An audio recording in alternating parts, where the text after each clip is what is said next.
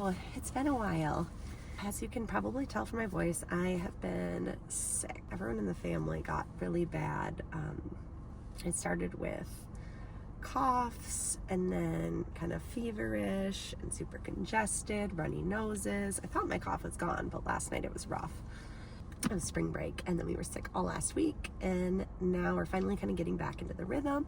So I'm back in the car while my baby sleeps in the back. I thought it'd be interesting to tell you about the time that I got in a rollover accident. I was thinking about it over the weekend because I was sharing 2 truths and a lie on my Instagram stories. So I shared that I'd broken 5 bones, that I had 3 failed epidurals, and that I had been in 2 car accidents, one of which was a rollover. And the lie was the broken bones. I've only broken 4 bones, super clumsy, and also a little bit of a risk taker. So coupled together, those 2 don't work so well. Epidurals is true too. That's a story for another day. But yeah, the 2 car accidents. So both of them were when I was a young girl, and both were with my mom. And both times it was my mom in the front seat and me in the back seat directly behind her. The first one was, both times the car was totaled, but the first one was more of like a traditional, I don't know, whatever traditional means, car accident.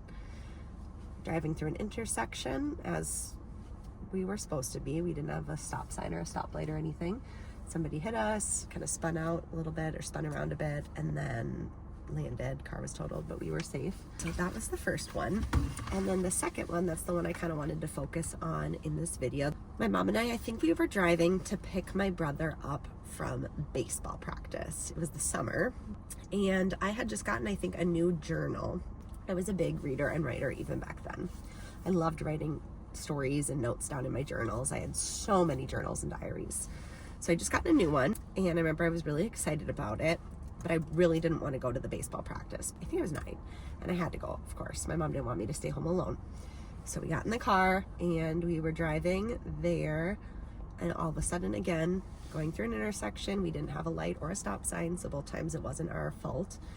And a car ran the stop light. I think he was eating McDonald's or something, like he had just gotten food and was distracted by it. But he ran the stop sign, hit into us from the side, and our car actually flipped over. So we landed upside down. I'm in the back seat, my mom's in the front seat, and I'm actually hanging there by my seatbelt. So always, always, always wear your seatbelt. And then I think my mom called back and asked me if I was okay, and I said I was. And then she actually somehow unbuckled herself. She crawled to the back, and then she unbuckled me, and then I crawled down, and then we crawled out the back window. And I remember crawling over glass on our hands and knees out that back window, and then we crossed the street, and there was a motel there, and there were some people that checked on us and stuff.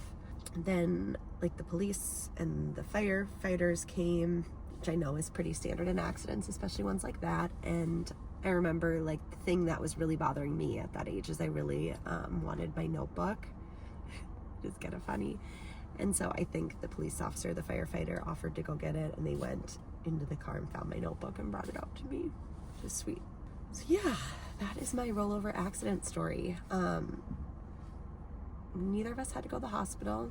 Nothing beyond scrapes. I think my mom might have hurt her neck or her back, but it wasn't anything too serious, which is just miraculous, honestly.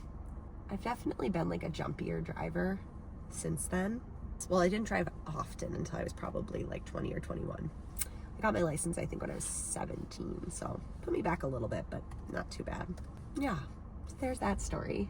And again, how it's connected to books, I think it's a cute little story about how I really just wanted my journal still, and I just wanted my notebook, and I wanted to keep writing, because reading and writing were really important to me even at that age. And it kind of just goes to show too, just kids in general, and probably adults honestly too, when we're in stressful, traumatic scenarios, situations, how they're those comfort items to us, and how things that don't feel significant to others can really matter to us in that moment.